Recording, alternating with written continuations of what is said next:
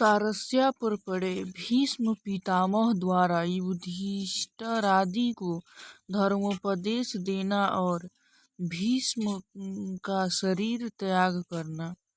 सूत जी कहते हैं, हे शौनक, इस प्रकार महाभारत युद्ध में मारे गए राजाओं के शोक से अत्यंत विह्वल होकर युधिष्ठिर कुरुक्षेत्र में सरसैया पर पड़े हुए भीष्म पितामह के पास गए। उनके साथ उनके सब भाई सोने के शोभित उत्तम घोड़े से युक्त रथों पर चढ़कर उनके पीछे गए और व्यास तथा धौम्य आदि महर्षि भी उनके पीछे पीछे चले।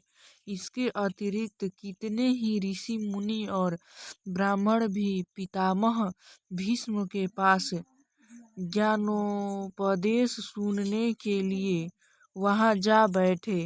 तब युधिष्ठिर ने वहां पहुंचकर भीष्म जी का पूजन किया और स्वतः ही रोते रोते अपने हृदय का दुख प्रकट किया। तब धर्मराज को संतप्त होते जाकर बाणों की शैया पर पड़े हुए भीष्म जी ने कहा, हे धर्मपुत्रों, अब तुम लोग किसी प्रकार की चिंता न करो।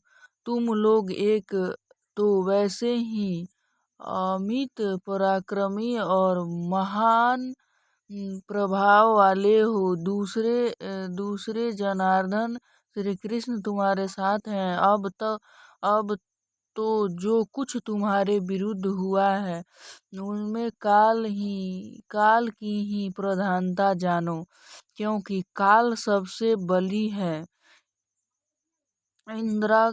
इंद्रादिक लोकपाल सब उनके वश में है। हे राजन, वह बलि काल किस समय क्या करना चाहता है यह साधारण मनुष्य के जानने की बात नहीं है। उनके जानने के लिए विद्वान भी मोहित हो जाते हैं। इस कारण हे भरत, इन दुख सुख आदि को ईश्वर के वश समझकर तुम उनके अनुवर्ती होवो, अन्यथा प्रजा गणों की रक्षा करो। देखो, ये श्री कृष्ण चंद्र जी आदि पुरुष साक्षात नारायण रूप हैं। ये भी प्रजाओं की रक्षा और कल्याण के लिए ही अपनी माया से संसार को मोहित करते हुए यदुवंशियों से गुप्त होकर विचरते हैं। इनके अत्यंत गुप्त प्रभाव को श्रीमद् भागवत ऋषि ही जानते हैं। फिर तुम लोग तो उन श्री कृष्ण जी के प्रिय मित्र और अत्यंत उपकारी हो। वे तुम्हारे मामा के पुत्र, विश्वासी दूत, साथी और मंत्री भी हैं। तब उन समदर्शी अहंकार रहित श्री कृष्ण को पाकर भी तुम्हें परामर्श देने वाले की क्या न्यूनता है। ये श्री कृष्ण जी कितने दयालु हैं।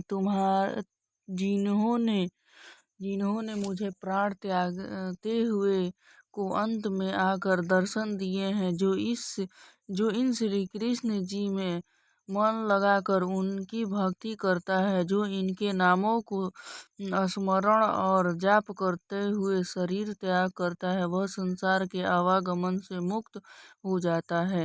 हे युधिष्ठिर, अब मेरी यही इच्छा है कि जब तक मेरा प्राण न छूटे तब तक ये सर्वदा प्रसन्न मुख श्री कृष्ण चंद्र मेरे समक्ष विद्यमान रहें। सूत जी कहते हैं कि भीष्म जी के ऐसे कहने पर धर्मराज युधिष्ठिर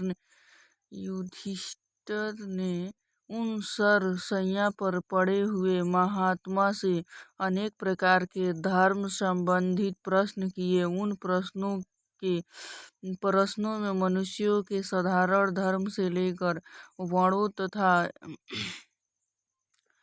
आश्रमों के धर्म और वैराग्य एवं अनुराग की उपाधियों से मुक्त निवृत्ति तथा प्रवृत्ति मार्ग का भीष्म जी ने वर्णन किया। साथ ही उन्होंने धन धर्म, राज धन, मोक्ष धर्म, स्त्रियों के धर्म और विष्णु जी के सब धर्मों को सापेक्ष में और कहीं कहीं विस्तार से भी वर्णन कर अनेक प्रकार के इतिहासों सहित धर्म, अर्थ, काम और मोक्ष का विशद विवेचना किया। तब इस प्रकार धर्म चर्चा करते हुए उनके देह त्यागने के योग्य उत्तरायण का उत्तम समय आ गया। जिस समय को इच्छा से शरीर त्यागने वाले योगीजन चाहते हैं, उस समय को देखकर भीष्म जी चुप हो गए। फिर उन्होंने अपने समक्ष स्थित सूत जी कहते हैं, इस प्रकार बारंबार परमात्मा श्री कृष्ण का ध्यान